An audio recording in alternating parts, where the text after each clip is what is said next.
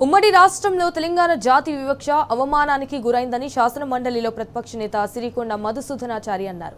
BRS అధినేత కేసీఆర్ నాయకత్వంలో తెలంగాణ అద్భుతమైన ప్రగతి సాధించిందని కూడా గుర్తు చేశారు. వరంగల్ తూర్పు నియోజకవర్గంలో ఉద్యమకారులు ఏర్పాటు చేసిన సమావేశంలో పాల్గొన్నారు. ఇప్పుడు తెలంగాణ ఆత్మ గౌరవం మీద దాడి చేసే కుట్రలు జరుగుతున్నాయని మధుసూదనాచారి మండిపడ్డారు.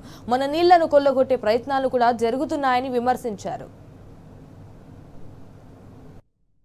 తెలంగాణ సాధన ద్వారా తెలంగాణ ప్రజల్లో ఎటువంటి మార్పు ఎటువంటి వెలుగు నింపబడతాయని ఆశించి సామాన్యుడు తెలంగాణ కోరుకున్నాడో అంతకంటే రెట్టింపు చేసి భారతదేశంలోనే తెలంగాణను అత్యున్నత శిఖరాలకు చేర్చినటువంటి నాయకుడు మన నాయకుడైనటువంటి కేసీఆర్ అనేటువంటి విషయాన్ని మనం చేస్తా ఉన్నాం.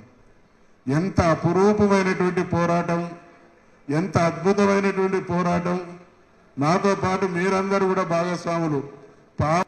సాధించుకున్నటువంటి తెలంగాణను దేశంలోనే దేదీప్యమానంగా వెలిగేటువంటి రాష్ట్రంగా తీర్చిదిద్దుకున్నాం. కానీ ఇవాళ మళ్ళీ కుట్రలు నడుస్తూ ఉన్నాయి.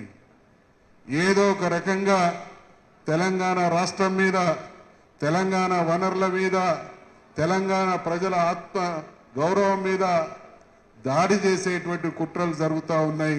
ఈ నెల 2 నెలల కాలం నుండి ఒకవైపు మనకు రావాల్సినటువంటి నిధులు, మనకు రావాల్సినటువంటి నీళ్ల విషయంలో మనం పోరాటం చేసి సాధించుకుంటే మళ్ళీ నీళ్లను కొల్లగొట్టేటువంటి దుర్మార్గం కొనసాగుతూ ఉన్నది.